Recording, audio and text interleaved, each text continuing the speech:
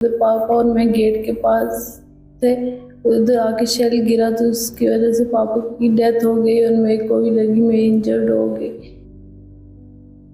My little brother still waits at the gate every evening, thinking Papa will come home from work. Afreen Firdos, just 18, says it in a soft, broken voice, but she knows he never will. There are 6 siblings. Afreen is the eldest. 3 teenage girls, 2 boys, and 1 girl under 10. Too young to understand what's really happened. May 7, 2025, Poonch. One of the most volatile stress along the India-Pakistan border. That day, heavy shelling rained down from across the line of control, not just on homes, but into people's lives. हम आगे की ज़िंदगी हमारी बहुत मुश्किल है। हम आगे की ज़िंदगी कैसे कटेंगे ये क्या चाहते हैं?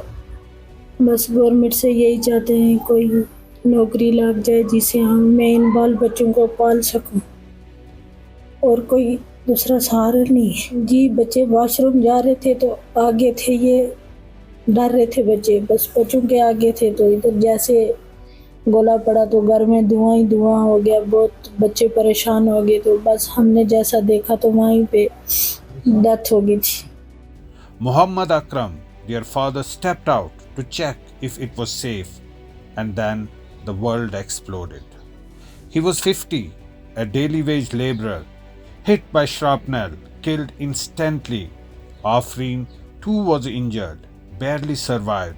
बच्चों के छोटे बहन भाई जा रहे थे और डर रहे थे, पापा और मैं उनके साथ गए थे। मैं और पापा गेट के पास थे खड़े हुए, उस टाइम एक शेल आगे गिरा, उसके स्प्लिंटर्स पापा को लग गए और मेरे को भी लगी पापा की ऑन स्पॉट डेथ हो गई। गवर्नमेंट से जॉब की अपील है, जॉब देंगे उससे हमारा घर चलेगा। हाँ हम सब इकट्ठे थे, रात को 2 बजे से गोलाबारी स्टार्ट हो गई और सभी डरे हुए थे। तो सुबह 5 बजे जब सभी बहन भाई वॉशरूम जाने लगे डरे हुए थे तो उधर पापा और मैं गेट के पास थे, उधर आके शेल गिरा तो उसकी वजह से पापा की डेथ हो गई और मेरे को भी लगी मैं इंजर्ड हो गई। Every time tensions flare, it's citizens along the LOC who pay the price. Over the past 3 decades, dozens killed, thousands displaced. Akram's family had no land. He was the only earner. Now, their home is shattered and their future uncertain. बाकी वाले लोग सो जाते थे तो इनका खाना बाप लाता था, तो पकाते थे तो खाते थे। मतलब अब आगे वाली जिंदगी काफी मुश्किल है। बहुत मुश्किल, बहुत ही मुश्किल, बहुत मुश्किल, क्योंकि 4 बेटियां हैं, उनकी तालीम एक 12वीं में पढ़ रही है, एक 11वीं में पढ़ रही है, एक 10वीं में पढ़ रही है, एक 9वीं क्लास में पढ़ रही है, बेटा 7वीं में पढ़ रहा है, एक और छोटा बेटा 2nd क्लास में पढ़ रहा है।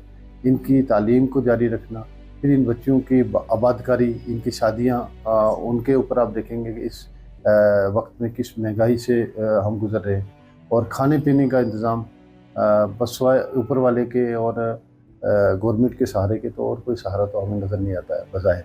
Papa wanted Afreen to be a doctor. Now, she just wants to survive. Muhammad Akram was not a headline. He was a father, a husband, a worker, now just a memory.